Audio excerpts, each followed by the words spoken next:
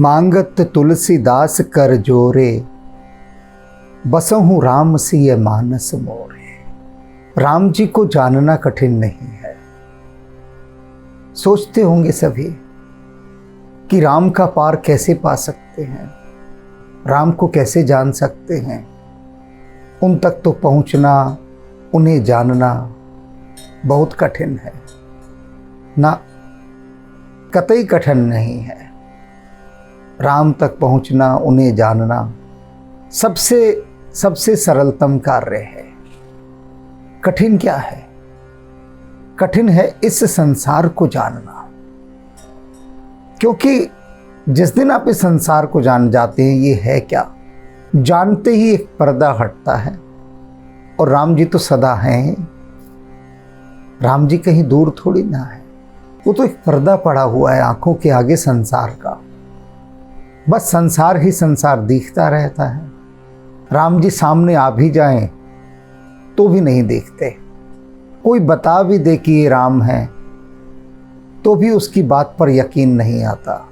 स्वयं राम कह दें आकर कि भैया तुम जिसे पुकारते हो मैं वही हूँ, तो हम कहेंगे कि ऐसा है, दुकान जाने का समय हो रहा है, फिर आना जाओ, और सुबह सुबह मांगने मत आ जाया करो, भगा देंगे उनको। तो सबसे पहले तुलसीदास जी कह रहे हैं कि इस संसार को जानना ही सबसे कठिन बात है, किंतु हमने अब इस संसार को जान लिया है। लाख ठोकरें खाकर, अनंत अपमान सहकर, पीड़ा और कष्ट यातना सहकर अब संसार को जान लिया है। और जब जान लिया है तब कैसे साहस का संचार होता है। मैं तू ही अब जान्यो संसार। तुलसीदास जी संसार को संबोधित करते हुए कह रहे हैं कि ओ संसार, सुन मेरी बात, मैंने तुझे जान लिया है। संसार क्या? संसार माने ये दुनियादारी, ये माया, ये छलावा, यह ही तो संसार है। संसार में झूठ, फरेब, बेईमानी, धोखाधड़ी, यही सब तो चल रही है। और क्या चल रहा है? बहुत आयत तो इसी की है ना। तो तुलसीदास जी ने उसे चेतावनी दे दी है कि सुन संसार, मैंने तुझे जान लिया है। अब बांध न सकई मोहि हरि के बल। अब तू मुझे बांध नहीं सकता, क्योंकि मेरे पास हरि का बल है, परमात्मा का बल है। और जिसके पास परमात्मा का बल होता है, संसार वहाँ बेबस होता है, संसार उसे बांध ही नहीं सकता। कितने उदाहरण हैं, एक थोड़ी ना है, कितने उदाहरण। भगवान बुद्ध को, भगवान महावीर को क्या संसार का बल बांध पाया? कितना वैभव और ऐश्वर्य था इनके पास, संसार चाहता तो बांध लेता, लेकिन इनके पास हरि का बल था, नहीं बांध पाया।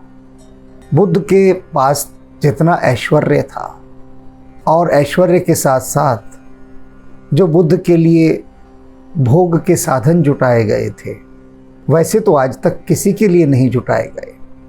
संसार की रस्सियों से बांधने का उनके पिता ने इतना घोरतम प्रयत्न किया था कि जितना आज तक किसी के पिता ने ना किया होगा। अर्थात भगवान बुद्ध के सामने कभी भी कोई वृद्ध नहीं आता था। वे जिस उपवन में जाते थे वहाँ से पहले ही सूखे पत्ते चुन लिए जाते थे। कोई पीला पत्ता ना होता था कि कहीं बुद्ध को आहट ना लग जाए, कहीं खबर ना लग जाए बुद्ध को दुख की। उनके समस्त जीवन से दुख को हटा दिया गया था। वे जानते ही नहीं थे दुख होता क्या है, जानते ही ना थे। ऐसा जीवन जिसे मिला हो कि जहाँ दुख का नामो निशान ना हो, और वही महान चेतना दुख का कारण खोजने निकलती है, क्योंकि संसार बांध न सका। गुरु नानक देव जी को न बांध सका, स्वामी विवेकानंद को न बांध सका, रामकृष्ण परमहंस को न बांध सका, कबीर और रैदास को न बांध सका। लोग कहते हैं कि गरीब जिसके पास धन नहीं है, गरीब को संसार तुरंत बांध लेता है। बिल्कुल सही कहते हैं, वह सभी को बांध लेता है। उसके लिए गरीब अमीर कुछ नहीं, उसके लिए बस सब जीवात्माएं हैं।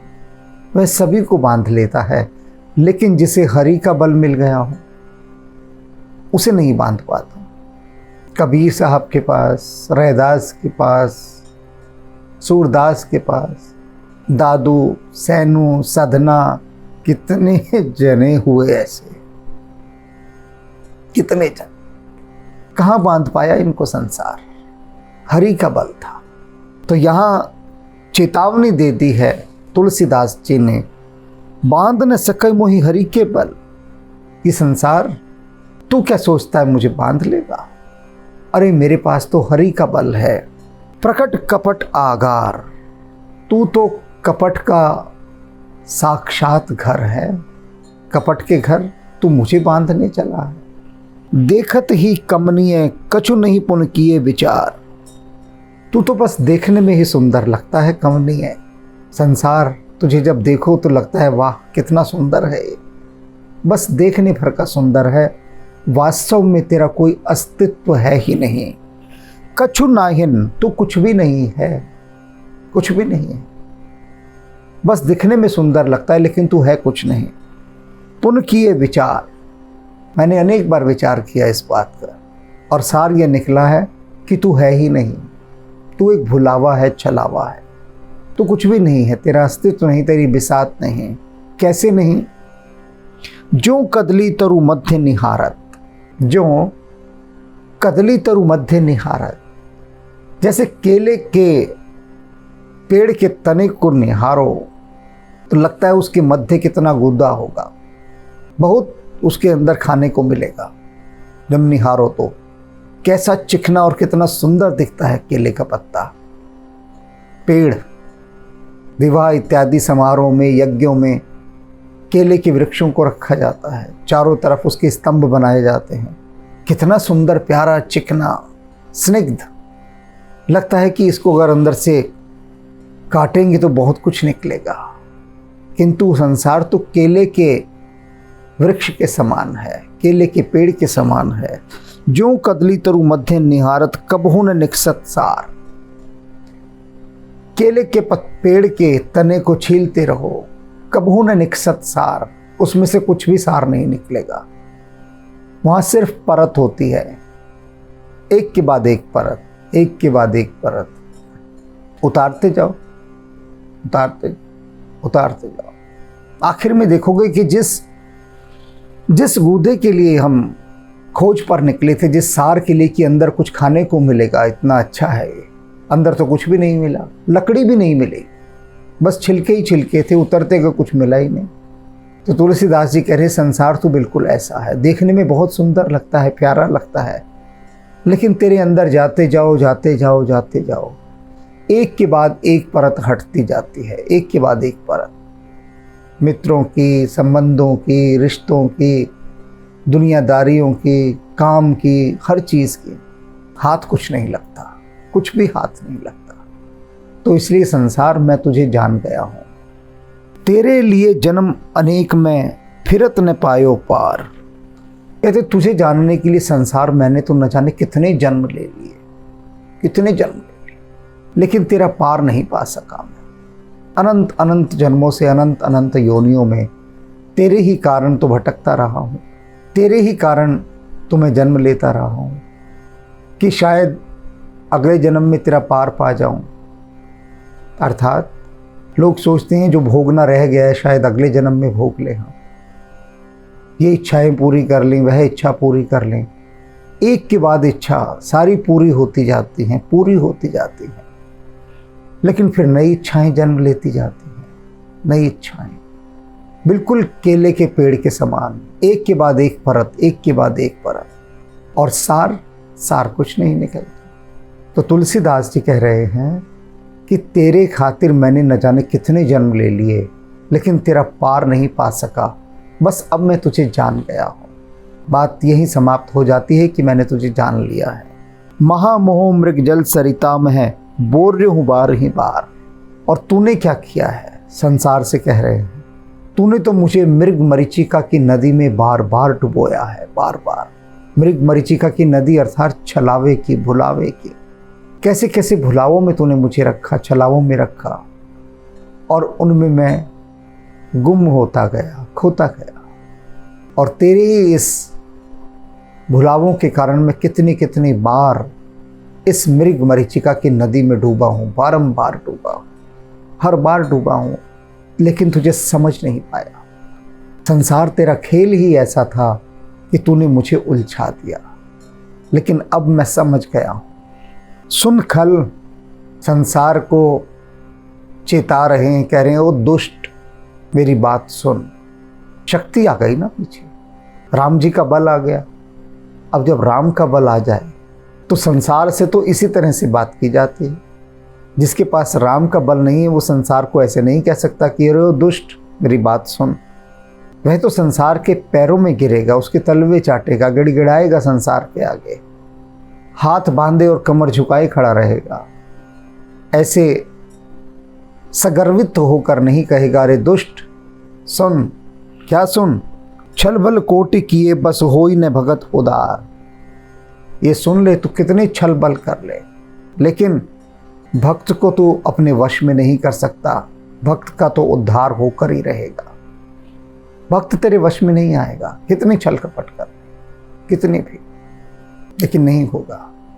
भगवान बुद्ध जब बुद्धत्व को उपलब्ध होने वाले थे, उससे पहले मार ने बहुत छल कपट किए, कितने कितने प्रकार से उनको प्रलोभन दिया, भयभीत किया, किंतु उन पर कोई प्रभाव नहीं पड़ा, कोई भी प्रभाव कहीं से, किसी भी प्रकार से। स्वामी विवेकानंद को कितने प्रलोभन दिए, भय दिखाए, कोई प्रभाव नहीं पड़ा, कोई भी प्रभाव। और एक लंबी श्रृंखला है इस तरह के भक्तों की, लंबी श्रृंखला, कि संसार ने एड़ी चोटी का जोर लगा लिया, लेकिन भक्तों को वह मोहित नहीं कर पाया, बांध नहीं पाया। सुनखल छलबल कोटि किए बस होई न भगत उदार। सहित सहाय जहां बस अब जेहि हृदय नंद कुमार। कहते हैं कि तू अब वहां जाकर बस, सहित सहाय तहां बस अब, अपने सभी सहायकों के साथ, अपने सारे फौज फाटे के साथ अब तू वहां पर जाकर बसेरा कर, वहां डेरा डाल जिसके हृदय में नंद कुमार ना हो।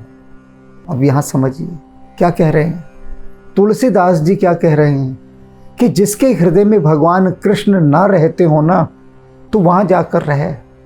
मेरे हृदय में तो भगवान कृष्ण रहते, नंद कुमार। धक्का लग रहा होगा कुछ राम भक्तों को कि अरे तुलसीदास तो राम भक्त हैं, और वो कह रहे हैं मेरे हृदय में भगवान कृष्ण बसते हैं। कहीं कोई प्रिंटिंग मिस्टेक तो नहीं, किसी ने गलत तो नहीं लिख दिया? ऐसे सोचेंगे लोग बहुत सारे।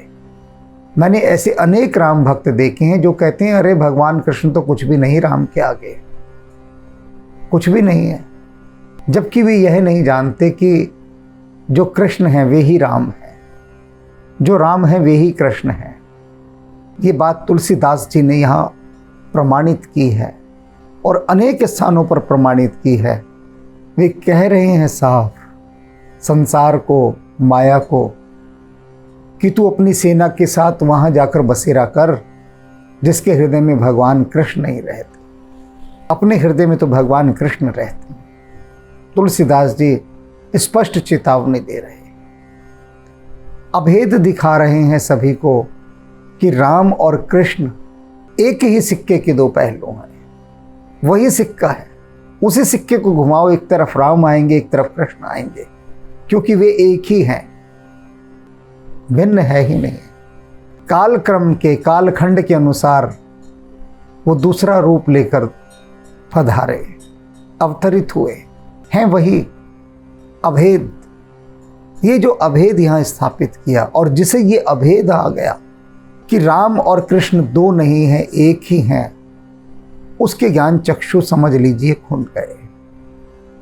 भगवान कृष्ण को देखते ही वही आह्लाद हो जो राम को देखकर होता है, और राम को देखकर भी वही आनंद की प्राप्ति हो, वही पुलक उठे जो कृष्ण को देखकर होती है।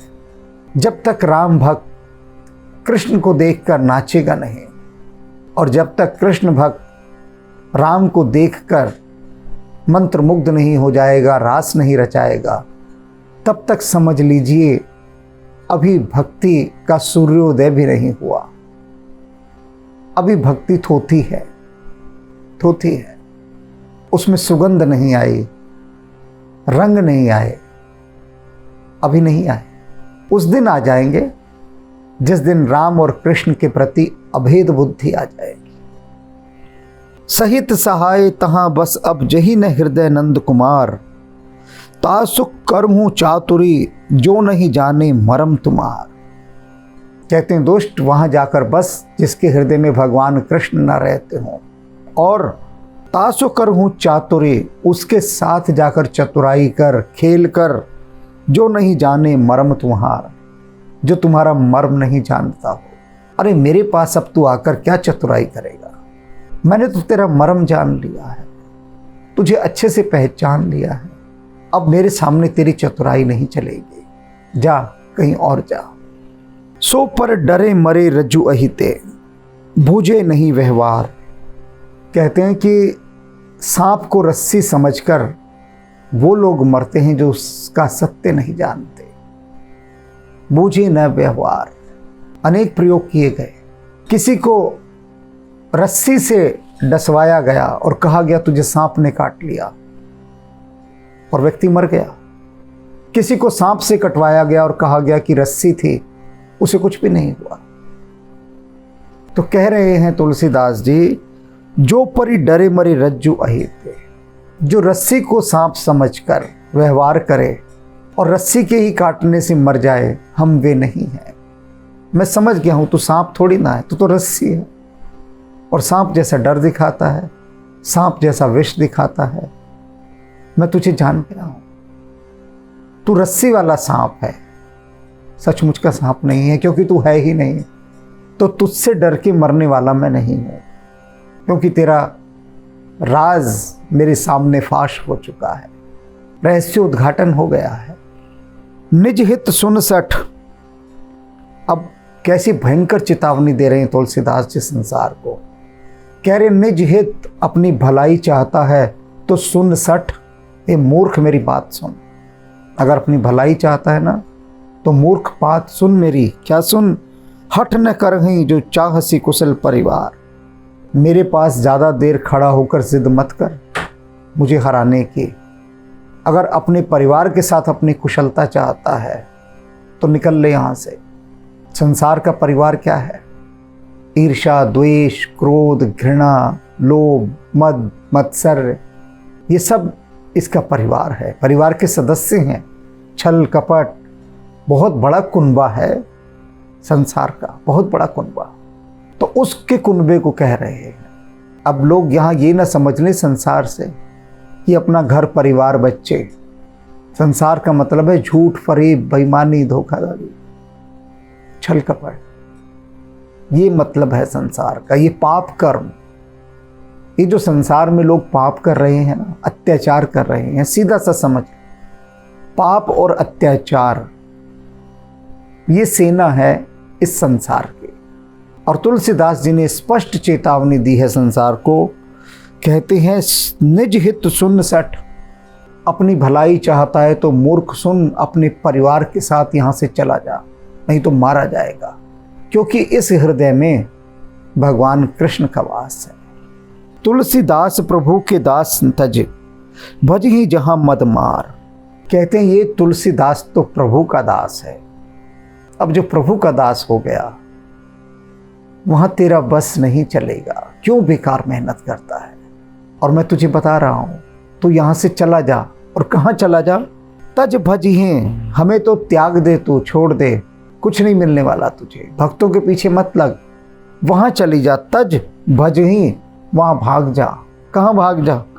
जहां मद मार, जहां मद हो, नशा हो, अहंकार हो, मार और कामदेव हो, उन दो जगह चला जा। तेरी मौज ही मौज है, मौज ही मौज, वहां चला जा। भक्तों के पास तेरा कोई तेरा ठोर ठिकाना नहीं, बल्कि मारा और जाएगा। तो तो मैं तुझे रास्ता बता रहा हूं तेरी भलाई के लिए कि अपनी सेना को लेकर उन लोगों के पास चला जा जिनके हृदय में अहंकार है, मद है। देखा है ना लोगों को, एक परमात्मा ने कोई सीट दे दी अच्छी, कोई कुर्सी दे दी बैठने के लिए, अच्छा पद दे दिया, अहंकार देखो कैसा आ जाता है, नशे में छा जाते हैं। और काम वासनाएं उनकी इतनी बढ़ जाती हैं, इतनी इच्छाएं, कि वो उस पद पर बैठ के सिर्फ पाप करते हैं और कुछ नहीं, क्योंकि नशा है ना। और फिर संसार वहां चला जाता है। तुलसीदास जी ने तो भेज ही दिया उनके पास, अब वो संसार उनसे पाप करवाता है। अधिकांश विरले ही हैं जो इस दोष से बचे हैं, और जो बचे हैं वो भक्त हैं। अन्यथा तो जिसे कुर्सी मिल गई, छोटी सी कुर्सी मिल जाए चाहे, लेकिन वो उस छोटी सी कुर्सी पर बैठकर अपने आप को भगवान समझने लगता है, सर्वे सर्वा समझने लगता है, ऐसा अहंकार छा जाता है। तुलसीदास जी ने उससे कह दिया है कि जान ले संसार, अब तेरा यहाँ पर कोई पार नहीं चलेगा, मैं तुझे जान चुका हूँ। और इससे भी बड़ी बात क्या है कि जिसके हृदय में नंद कुमार बसते हैं, भगवान कृष्ण बसते हैं, वहाँ तू व्यर्थ में मेहनत कर रहा है, मारा जाएगा यहाँ से, चला जा अपने परिवार के साथ। तो ये है भक्ति की महिमा कि संसार फिर सता नहीं सकता। और राम और कृष्ण दो नहीं हैं, एक हैं, इस बात का प्रमाण। राम राम मधुराधिपते रखिलम मधुरम।